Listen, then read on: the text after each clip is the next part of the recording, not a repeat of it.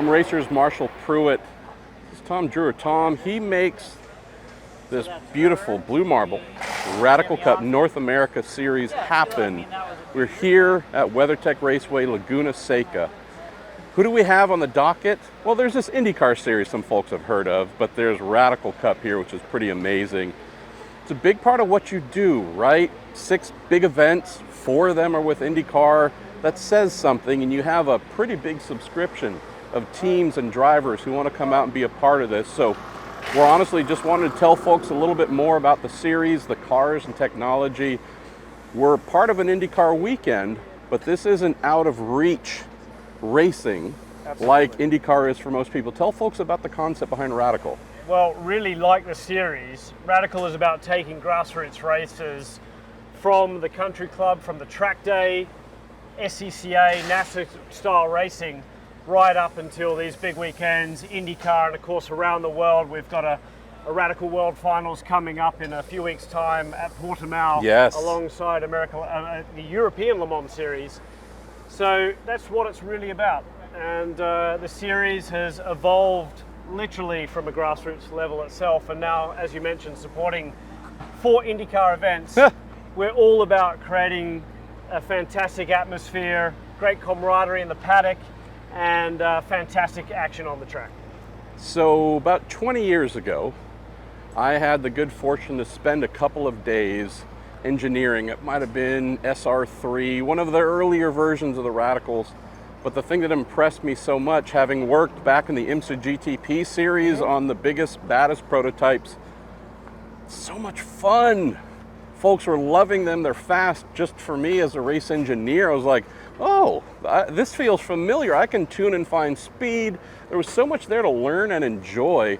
That's what I'm seeing here, kind of coming back, seeing some great folks driving, team owners and engineers, even just the cars themselves, right? Look at this. We've got pretty amazing stuff that folks are getting to use. Tom, tell folks more about the variety of models.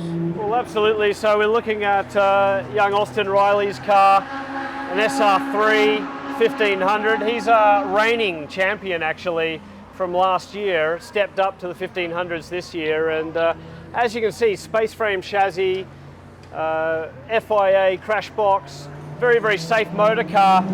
But really the nice thing is it's simple where it can be, sophisticated where it needs to be. So Life ECU, we take a Suzuki engine and remanufacture it completely, develop all of the electronics around the engine, completely rebuild the engine at our factory in Peterborough, and you know, that's mated to a very lightweight chassis, high downforce, as you can see, from the big front splitter, big rear diffuser.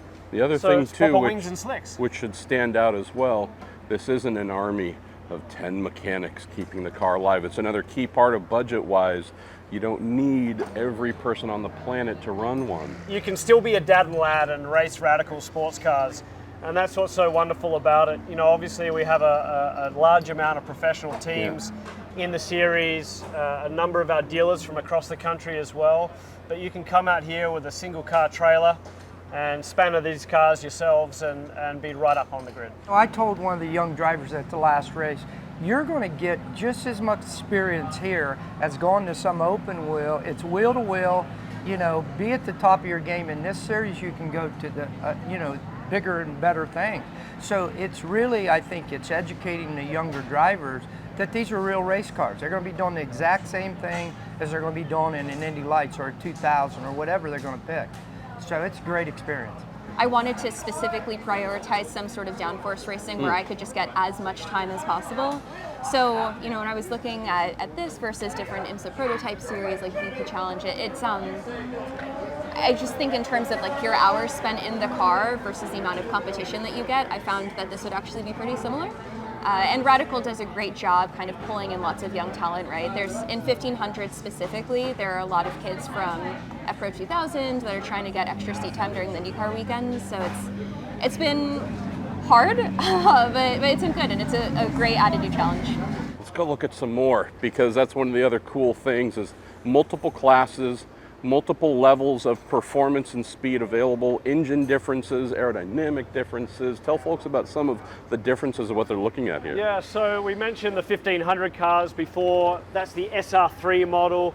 It's one of the most prolific racing cars all around the world. In fact, there's thousands of these SR3 machines here in North America at the country clubs like Spring Mountain, like Apex in Arizona. There's like Autobahn. hundreds of them there. It's amazing. And so 2 engine variants in these SR3 machines. And then we step on up to the big dog, if you will, the torque monster, as Mr. Jim Booth coined this car when he first drove it, the SR10. You can see the monstrous EcoBoost 4-cylinder Ford-derived engine in the back of that, mated to a Hewland gearbox. So this thing's 425 brake horsepower, 380 foot-pound of torque, and it really gets on with it. As someone who has felt the height of LMP1 power and grip, tell folks that it might not be exactly that, but you're having a blast. Well, I mean, it really is actually like driving a P1 or a P2. I mean, you're doing the same things. It's the same style of racing. It's big downforce. So you really got to manage the car to make it go fast. It's got lots of torque, you know, it's got amazing straightaway speed. So it's really a great little race car. I love it. I mean, it's just like where I came from with IMSA and American Le Mans. I mean, when you have 3 different classes, I mean, you got to manage the track. You got to, you know, be really quick in traffic to stay in front of your competitor in your class. So it's given you a great racing experience. And I mean, I love it here. You know, I didn't know much about Radical. You know, I'd seen them at a few American Le Mans races, but you know, I started researching when I was getting back in the race. I go, this will be a blast. I just went and tested a little P1 Radical, and I said, this is great. I knew nothing about the 3 or even the 8, and you know, I've just progressed to the 10. I just love it. It's just a great car, really fun car. What I love about this, Tom, seriously, is this is relatable. Again, if we're talking IndyCar, IMSA GTP today with the hybrid cars, they're amazing. Not something you and I, granted I got to slim down a bit, but not something you and I could realistically ever touch, be involved in. If you've saved your money, you're working some overtime shifts, you've been successful in life, or you're just a young talent who's been able to find some sponsors, this is not only realistic, but you can learn a lot and move upwards. I mean, let's talk about more of this here, where you say, this isn't some giant tractor trailer that costs millions of dollars. This is something that a lot of folks, fifth wheel trailers, can afford. Privateer team, Jason Greenwood, his background's in drag racing. So switched over to radicals and circuit racing, loves high horsepower stuff. But then you've got young guys like Ken Savage out of the Lucas School of Oil, won the scholarship, decided to spend his money racing radicals and is now fighting for a championship.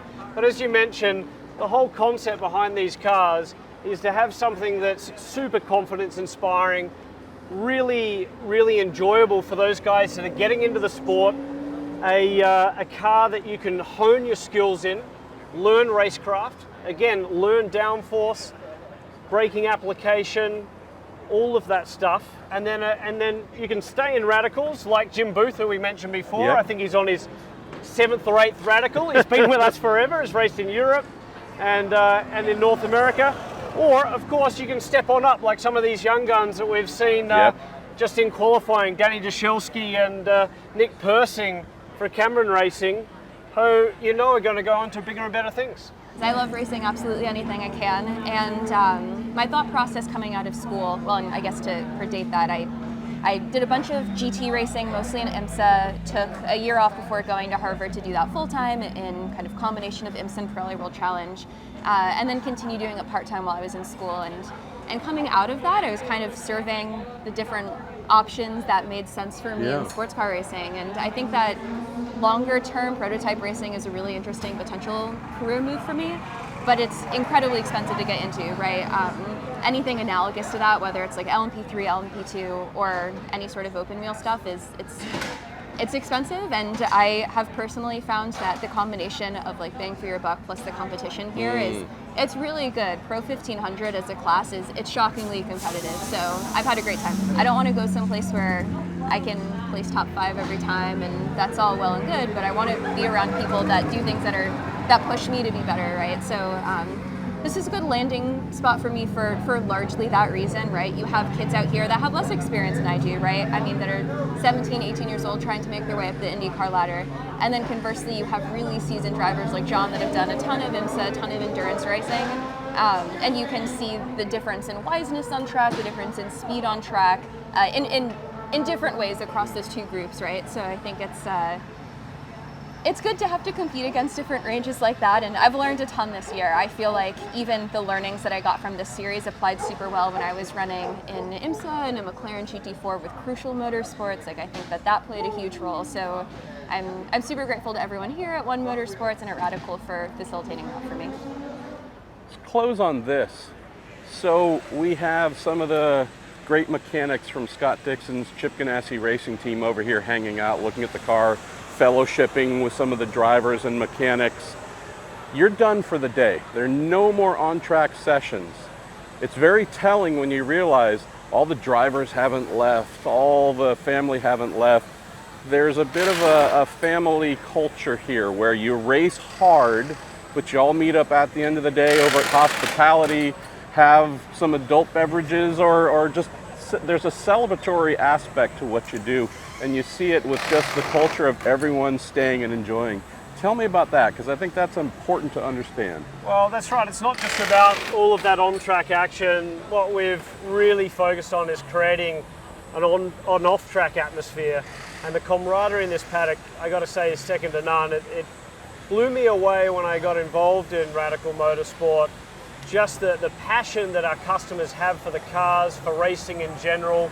You know, they're wearing their Radical swag, going and picking up their brand new Porsche or Ferrari or what have you. Didn't we see a guy named Graham Rahal, an IndyCar driver? Isn't he a dealer? That guy's trying to make money off everything, Tom. But even he's stopping by as well. He's one of our brand new dealers. But that's right, everyone's stopping on by. We've got the Blue Marble party starting in a couple of minutes. The charcuterie boards will be out. You got charcuterie boards. Come on now. We'll be getting our, as you say, our Blue Marble on and just enjoying each other's company. You know, I got here the other night, out to dinner and out to drinks with some of these racers.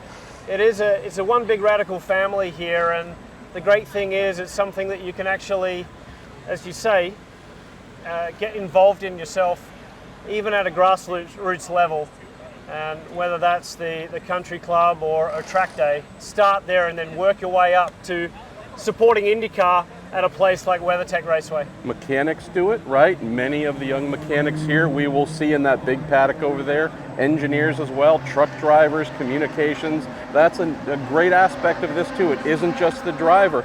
All aspects of professionalism get honed and developed here to move upward. We like to say we make races, and a great example of that is one of our young lads who recently joined the Alpine Formula One team, Nathan Jones. So started as an apprentice in Radical, worked his way through all the departments in the factory, the engine shop, the body work, building the cars on the factory line. He was then part of the racing. He supported the Blue Marble Radical Cup from a technical standpoint from the factory, and now working in Formula One. He's just about to join the race team after spending some time with the test team. So there you have it. You know, you can make a go of this whether you're a driver. We've got John Falb, George Kurtz is another who's come through these ranks, and then of course young guns like Jordan Missig and others that are stepping on through the Road to Indy program. One of the great parts of a race weekend like this. You get the pro teams, the big names that we're all familiar with, but if you're looking for the real true passion, the folks who love and just seed motor racing with that deep, deep passion, it's in paddocks like this. Blue Marble, Radical Cup, North America. Truly, it's something to follow and enjoy. Where can folks learn more? Where should folks be educating themselves and steeping themselves in future Radical driving, Tom? Just check out radicalmotorsport.com. You'll see a list of all our dealers across North America. You can check out the racing schools at Spring Mountain Country Club, also at AMP in Atlanta, Primal Racing School. And we have a couple of other schools across the country, Stradale being one in Chicago, so plenty of opportunities to get on track, taste these machines, start enjoying your motorsport, and work your way up from the grassroots level and get involved in weekends like this. And of course, join us at amazing racetracks across the world, whether that's Bathurst in Australia, Silverstone in England, Portimao in Portugal, radical races all around the world, and you can just keep ticking off those bucket list experiences. Charcuterie boards too. I mean, how could you not go do this? Well, that's what it's time for now. I think it's time to get a blue marble and enjoy some cheese and meat, and keep the festival here at Laguna Seca going.